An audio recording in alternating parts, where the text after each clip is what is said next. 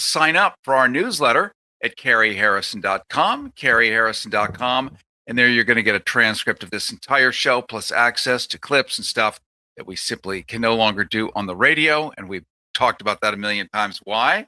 And we're going to definitely get into that right now. And that's our newsletter at carrieharrison.com. So let's get something straight, right? Before the civics textbooks start hyperventilating.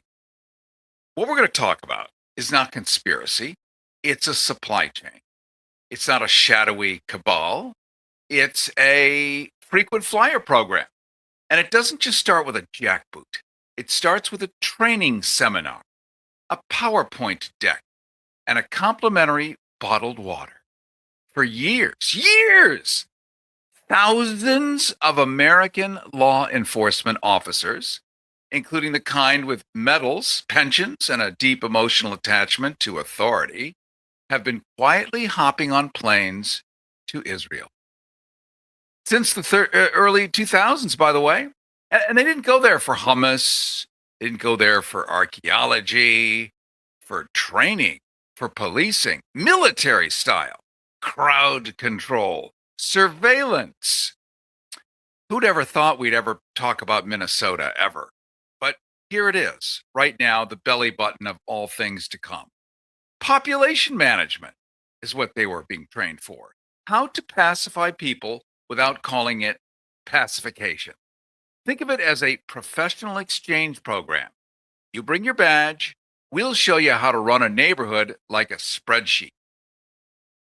This was not advertised as repression.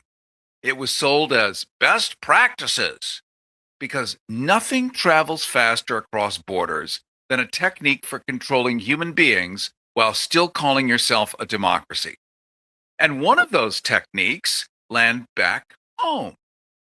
They don't stay in the locker room. They metastasize. They spread through departments. They spread through task forces, through fusion centers, like an invasive species with a grant budget. Now, here's where the story gets truly American. Because while the cops were getting trained, Silicon Valley was packing its lunch.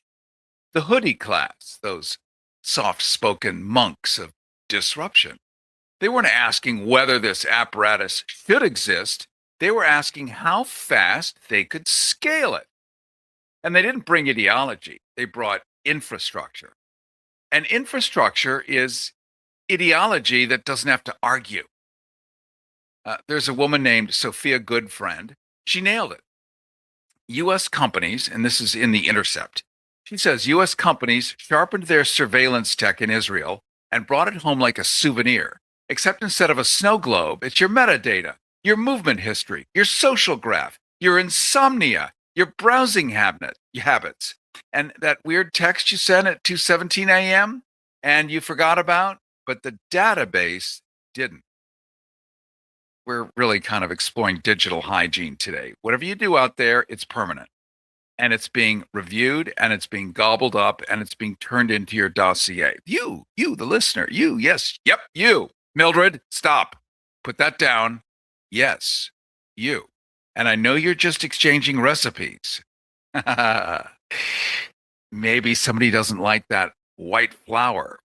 Maybe somebody doesn't like extra raisins. Maybe AI reads extra raisins as little brown things moving around from one spot to another, and they need to be intercepted.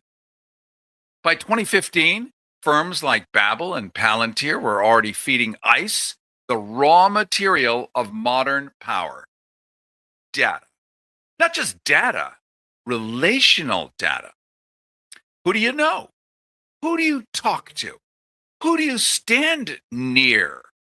Who shares your last name? Who liked whose post? Who went to the same mosque? Who went to the same protest? Who went to the same clinic? Or the same birthday party? All of that is now recorded, analyzed, and crunched by AI. These are the decisions being made on who you ever talked to at the line in the grocery store. And what were they doing that you didn't know about, where they're in trouble and a person of interest, and now you are too by extension. They turned human life into a logic puzzle. Then the real heavy equipment rolled in. Amazon, Microsoft, Google, the holy trinity of cheerful monopolies. They didn't bring whips or chains, they brought cloud services, which is just a cute way of saying we'll store the nation's private life on servers that you'll never see, governed by contracts that you'll never be allowed to read. By the way, you're listening to the Carrie Harrison Files. You can find us anytime at carrieharrison.com. We're also video streaming right now on Substack and YouTube. Just Google Carrie Harrison Substack or Carrie Harrison YouTube. And there you can keep listening when you hit the car, the train, the airport security line, or whatever minor bureaucratic purgatory you're headed into. You can also find us streaming live at kpfk.net. That's the video stream. Don't forget to sign up for our newsletter at carrieharrison.com. You're going to get this entire show, clips, transcript, stuff we can't do on the radio. No censors, no clock, and no apologies. That's the newsletter. Here's the joke that the future is going to laugh at us for. And we're going to be opening up the lines later because what you think, what you hear, what you feel, what you see, how this affects you, it matters.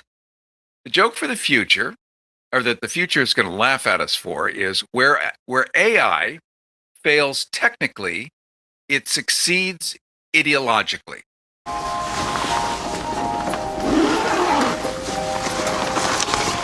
How'd it happen? She showed up dead on arrival. This never gets easier. It does when you call CarShield before your car breaks down. Look at these prices.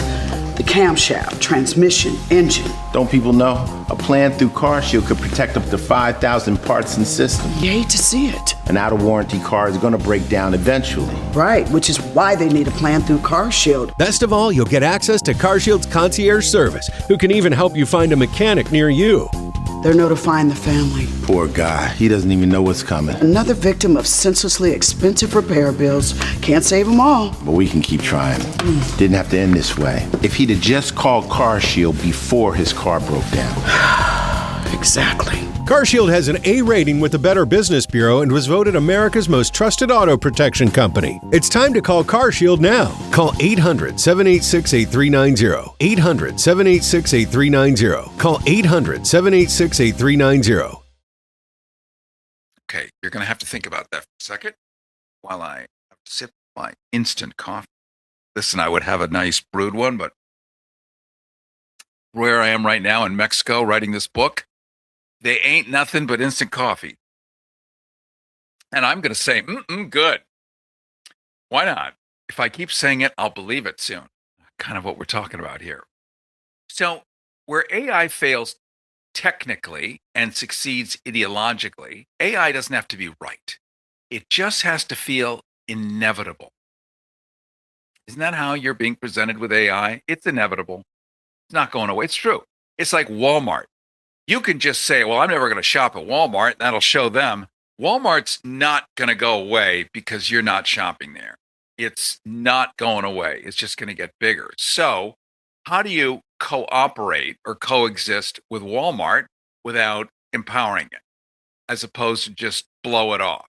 Like, oh, like you're the one that's going to make them shut the doors. They don't even know you exist. If you don't shop there, you don't exist. So this is about this inevitable AI. Its job is to make the bureaucracy feel powerful, like a toddler gripping a steering wheel while the bus careens downhill. Now, we're all told that the parts are all in place for AI. And that's the phrase they use right before something irreversible happens. And there's a plan here. Palantir, which you've heard of, if you have a footprint in the stock market, you've seen endless stories about it. Even if you're not in the stock market, it's been in the news here and there. It is the most incredible AI ever existed. Sure, you might use Gemini or ChatGPT. Child's play. That's a Dunkin' Donut compared to a 50-level wedding cake. That's what Palantir is. And it's named after Tolkien's all-seeing stones, because nothing screams humility like borrowing prompts from fantasy literature. Palantir's reportedly been building ICE on a new platform called Immigration OS. It's an operating system for people. Now, reports that can generate what immigrants look like, where they live, where they travel, who they associate with. It even monitors their location in real time. Add social media surveillance, add AI pattern recognition, add predictive tools that decide who looks suspicious enough today. And to justify it, they dust off the ugliest nouns in the language: terrorist, anti Semite, because power always launders itself through moral panic. It doesn't matter who really fits the label. What matters is that the label exists. Then comes the quote that should be tattooed on the forehead of the century: "We need to treat this like a business, like Amazon Prime, but with human beings." There it is. I'm going to say it again because it's so beautiful. It's a quote. We need to treat, parenthetically, surveilling humans, knowing real time where they're standing, who they're talking to, who they're next to. We need to treat this like a business, like Amazon Prime, but with human beings. 250 years of enlightenment, thought, reduced to free shipping and live tracking. Now, let's talk about Palantir itself, because this isn't just software, it's a worldview wearing code. Their original flagship platform was called Gotham. I mean, these great names. They just tell you so much just in the name. And that connected everything in a battlefield: soldier sensors, drones, satellites, cameras, all fused into a single interface. So, this is the stuff of Netflix, science fiction movies, real life nowadays. The general's wet dream, right? Total visibility, zero uncertainty, no fog of war. Just a clean dashboard with color coded deaths.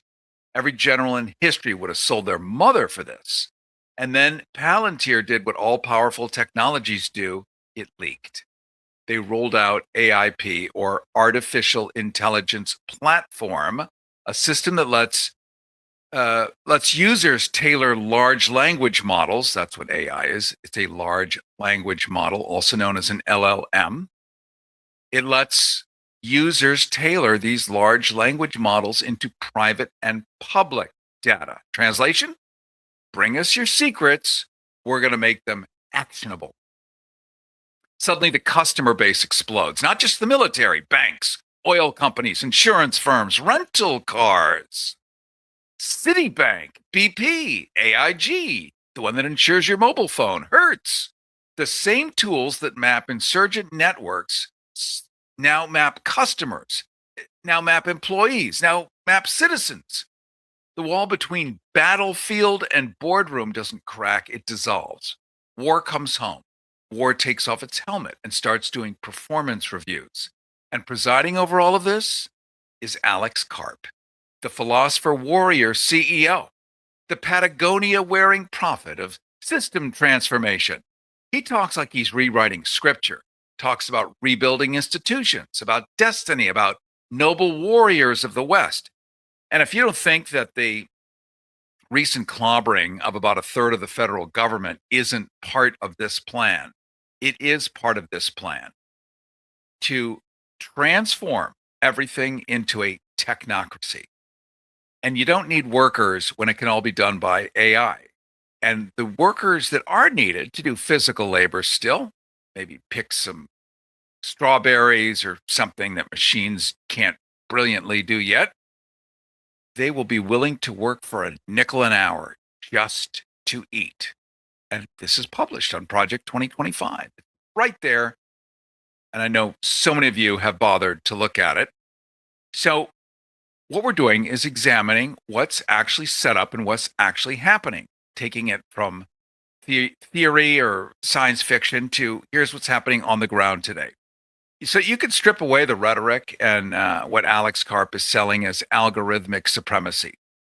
It's not justice. It's not democracy. It's efficiency. It's effectiveness. It's speed. Palantir is treating democratic hesitation, the arguing, the protesting, the moral caution, treating it like it's a bug in the system. And the fix is more automation. Why is it that the Terminator movies suddenly feel, well, relevant? And why debate when you can deploy? Why deliberate with live humans wearing neckties and dresses when you can optimize? Karp doesn't hide this contempt for restraint. He doesn't flirt with ethics panels or open letters. He says the quiet part out loud.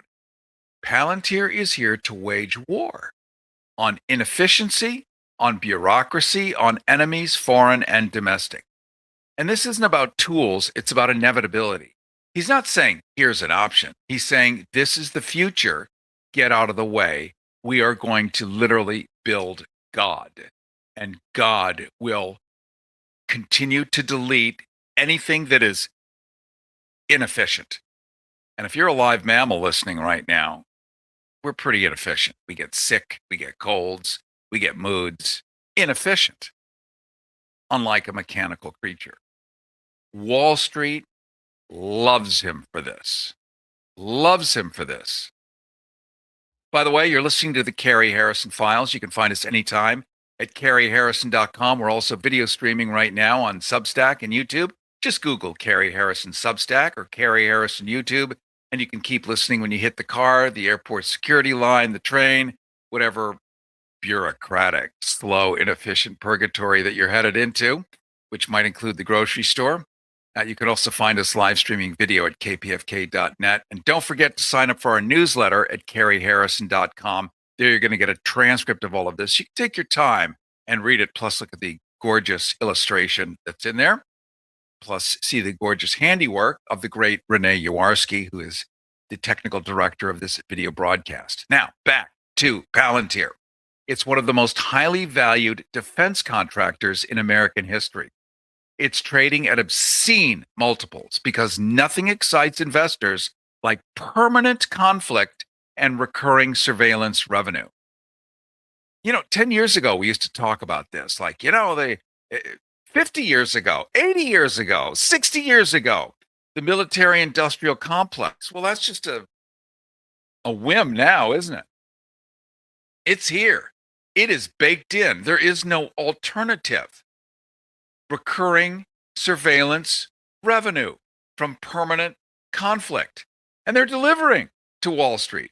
AI-powered targeting systems, logistics platforms, vehicles like Titan, programs like Maven that turn satellite imagery into instant kill decisions. That's not support, that's imperial plumbing. Here's the truly chilling part. And lean in a little closer to your speaker. There it is, because this matters. Oh, your windows are down in your car. There's a lot of noise and wind blowing, and you can't quite hear. So roll up your windows. Other side too. There you go. Electric windows. That was quick. This system doesn't need public support. This system of AI, used this way, used today, does not need elections. It does not need persuasion. It does not need belief. It just needs back-end access. Wars without consent. Ding. Policing without accountability. Ding. Governance without visibility. Ding.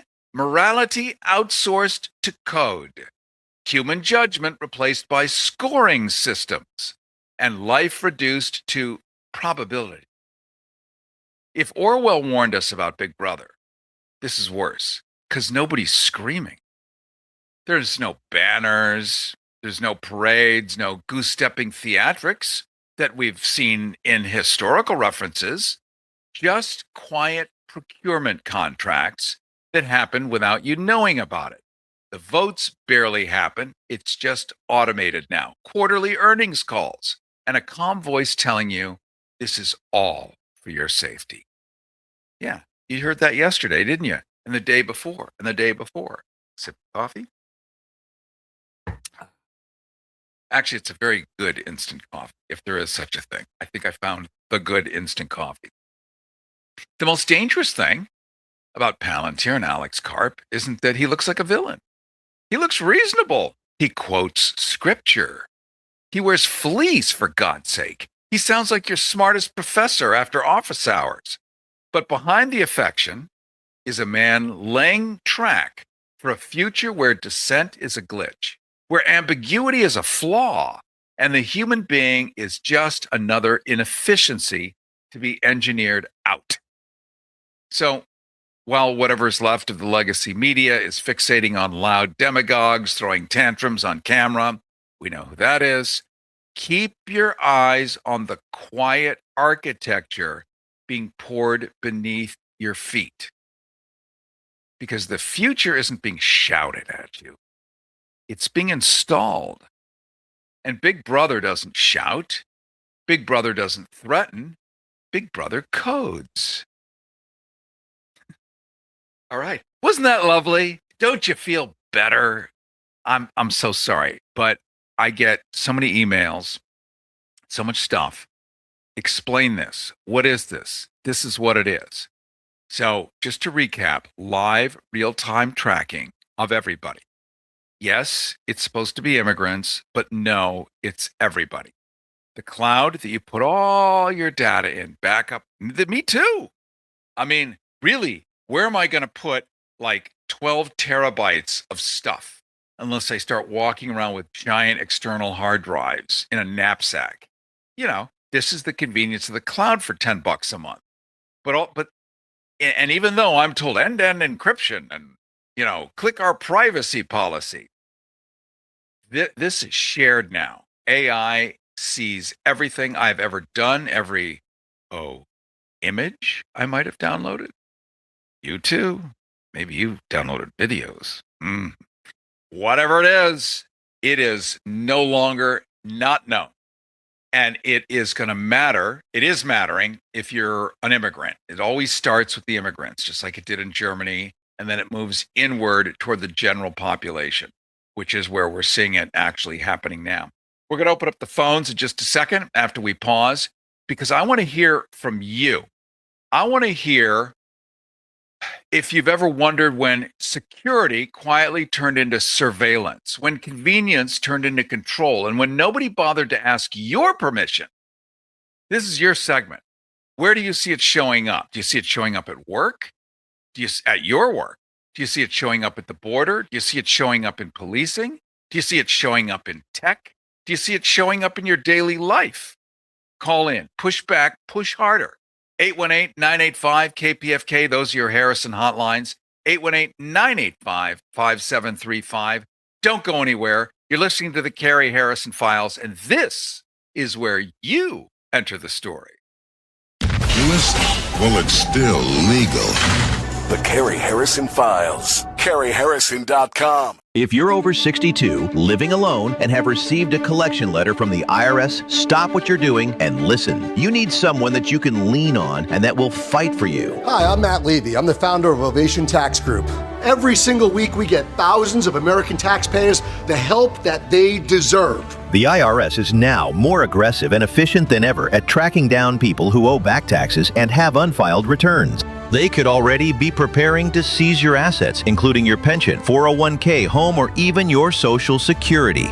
But here's the good news. You may qualify for special relief programs, especially if you are older than 62. Call us now. We specialize in helping seniors get relief from IRS collections, wage garnishments, and bank levies. In many cases, we can get tax debt completely forgiven, or at least drastically reduced, with a great repayment plan.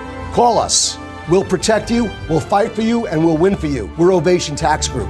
Call now, 866-204-0972. 866-204-0972. 866-204-0972. This pussy grabs back. The Carrie Harrison Files. CarrieHarrison.com. And it is the Carrie Harrison Files. Welcome. Yep. Here's a YouTube banner. So people that are watching the live video stream are able to comment. I'm just going to read what I see on the screen. This is from Belinda. Thank you, Belinda. You're awesome. She says, "You're the only one I trust when you talk about the so-called PayPal mafia. Carp and Teal," that would be Peter Thiel, are worse than Orwell's predictions of transhumanism and AI appliances that spy on you. Yes, those were just the beginning. And think of those as little satellites. That refrigerator of yours that uses AI and is Wi Fi connected. In fact, everything that's Wi Fi connected is just another microphone, just another camera spying on you. Now we know what's happening to the data that's all about you. Big or bigly, decisions are being made. We're going to go to the phones in just a second at 818-985-KPFK, 818-985-5735, your Harrison hotlines.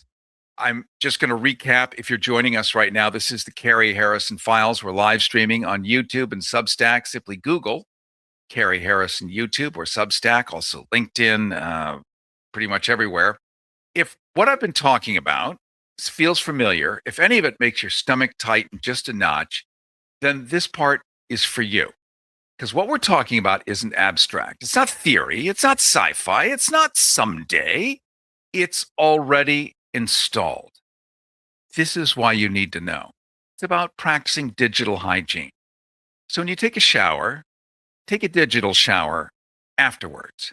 We're talking about a country quietly trading judgment for dashboards, democracy for deployment, and human being data points, then acting shocked when the system starts treating everyone like a potential problem to be managed. You don't need to be a tech expert, right? You don't need to be a lawyer. No offense, Renee. You don't need to be a PhD in geopolitics or a subscription to 5 think tanks. You just need eyes. You just need a pulse. Have you noticed how everything now comes with tracking? How every institution suddenly wants your data for safety. Every time you call any company now, they're recording it for safety. Like, gee, I'm in my living room. This is terrible. I didn't realize how unsafe it was. How the language, it's always clean, right? It's always clinical, it's professional, while the consequences are anything but. At what point does efficiency become control? At what point does security become surveillance? At what point does the system stop working for people and start working on them? It's not a rhetorical question. It's a live one. And like Greg, who's on hold right now, your Harrison hotlines are 818-985-KPFK, 818-985-5735. And let's go to Greg in California. You're on the Carrie Harrison Files. Welcome. Hey, thank you. Yeah, no, I get exactly where you're coming from. It is basically at this point unknown submission. You're willingly giving up all of your information and just clicking a checkbox that says okay, and that's about it. And then they get everything on you, everything you've ever looked at, everything you've ever said, since you clicked that box. And it's unknowing submission because nobody's going to read all of the fine print. Everyone's just going to say, I'm going to talk to Chat GPT now. And every word you ask them, everything, you just get categorized. And then, that's pretty much where you're at. Yeah, have you heard of the term digital hygiene? I just mentioned it a minute ago. It's kind of common sense and obvious. But at this point, it's not too late to clear some of the stuff off your Facebook. Back, let's say a year ago, when it was safe to rant and say whatever you want, there was something called freedom of speech, and the Constitution still held. But now you're kind of asking for it. And I'm not saying don't do anything, don't think anything, but things are now becoming actionable. And if you've got a bunch of really crazy stuff on there, you just want to kind of scrub it off and just be mindful of what you're putting out there, because it's got a permanent shelf life. And AI, which has the brain power of 20 million of us in one cloud setting, can decide what it means based on what the programming it is told to do. So if the person that writes the code, who's sitting in his mom's basement, is an incel and thinks that it's all women is the reason that his 400-pound sweaty, hairy, whatever is not like women aren't throwing themselves at him, that it's their fault, that they simply have bad taste. He writes the code, it's embedded in the code. That's how it's going to look at women. And so we never have eyes in as to who's hired. We don't know what their names are. We don't know who they are. Just like those teenagers that were sucking everyone's Social Security and Medicare data back in the beginning, like 2 months in with Doge, just literally pulling everything and putting it on hard drives. These teenagers running off with it. Who are they? We don't know. We know something about one of them, and it wasn't great. Thank you so much, Greg. I really appreciate your call. Really appreciate it. Your Harrison hotlines are 818-985-KPFK, 818-985-5735. Let's go to Gail from Long Beach. Gail, you're on the Carrie Harrison Files. Welcome. Good morning. Thank you for everything you're doing, Harrison. I have a couple of notes of optimism here. Knowing history is power that we can use. What's been done can be undone. I would offer this for anyone who hasn't seen it for their empowerment. It's free on YouTube, a documentary made by someone from Germany on one of the great heroes that attempted when he joined the NSA to make surveillance obsolete for everybody except legitimate, that is to say, researched and found threats of terrorism to the country, and utterly limited. The program he invented was called Thin Thread. It was thrown out by Michael Hayden when he was appointed to head the NSA and decided to try and make his name by surveilling everybody. Please see this film. It will give you ideas and show us some pathway of how that could be reversed, this horrible surveillance in the United States. It's called A Good American, free film on YouTube. Second thing I recommend is to read the very short autobiography of Edward Snowden called For the Record. He's a born teacher, and he's giving in that autobiography more than his story of his life, but how to fix your phone so that you can take a lot off of it, which shouldn't be on there and is dangerous. There are people also online that show you how to dismantle Google to a great extent. If you've got an American device, Google is all over it, but you can disempower it. And good luck to everybody. Thanks again, Harrison. Thank you, Gail. I appreciate it. Wouldn't it be fun if this were just filled with chuckles and laughs today? But we have to get sober now and then. And part of what we get to do together is talk about how stuff works and bring this information to the front because people don't know. How many of us on a daily basis look at each other and go, well, where do I get the news? I mean, seriously, where do I get the news anymore? And you just throw your hands up in the air. I mean, you could say The Guardian, which would be a really good answer. Deutsche Welle in Germany, Le Monde, France 24. I mean, you have to go way over the pond and dig stuff out that you've never heard of. Even Al Jazeera does a pretty good job, a very good job. I sound like you know who. A very good job. Big league, wonderful, the greatest, the best. There are a lot of really competent pieces of journalism out there still in existence because they're taxpayer funded and their constitutions say that they should not be violated by corporation or government. But then you have to believe your constitution is worth defending. We have the same privilege here. It's actually a right in our First Amendment. But if you have leadership that just blows it off and doesn't feel that there's any value in that constitutional structure, then nobody has to follow it. And here we are. So what do you do about it before it's truly too late for many? It is too late for many if they have the wrong skin pallor, if they have the wrong accent, if they have the wrong passport. It is too late for them. But for you, and you're next, what can you do to practice reasonable prophylaxis? And that does mean paying attention to what's on your phone and how that works.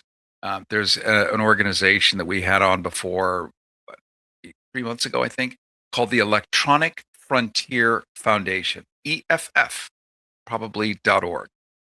Electronic Frontier Foundation. Even the ACLU has on their websites entire easy instructions on how to basically make your phone not a transmitter for every thought, appetite, whim, opinion, bad mood you've ever had to feed AI, where it can decide that's who you are. And it doesn't unthink that later. It doesn't redecide. That's your dossier.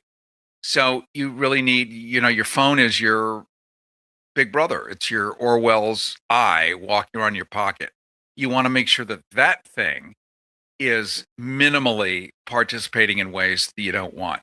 Carrie Harrison with you. This is the Carrie Harrison Files live streaming right now on YouTube and Substack. Simply Google Carrie Harrison YouTube and Substack. Get our newsletter at carrieharrison.com. You're going to get an entire transcript plus the phone calls, my favorite part. And may I offer a giant compliment to the people who listen? Smart. I mean, I have to say, I love it.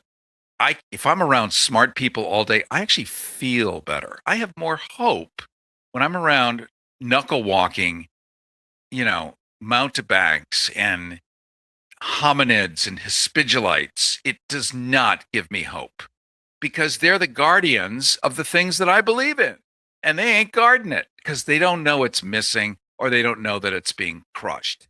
But you who listen to this show are smart, you're savvy, you care. Most importantly, you care about others whom you've never even met.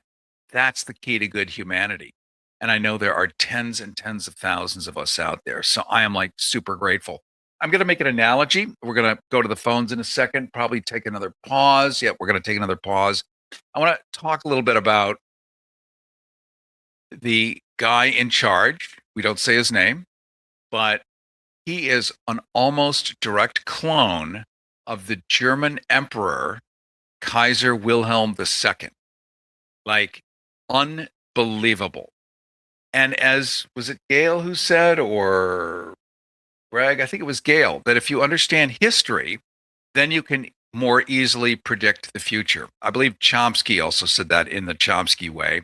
And certainly Howard Zinn used to say pretty much the same thing. It is absolutely true. If you understand how they did it before, whether it's Machiavelli, whether it's Nazism, whether it's Kaiser Wilhelm II, that was responsible. Well, my grandfather ended up fighting in World War I.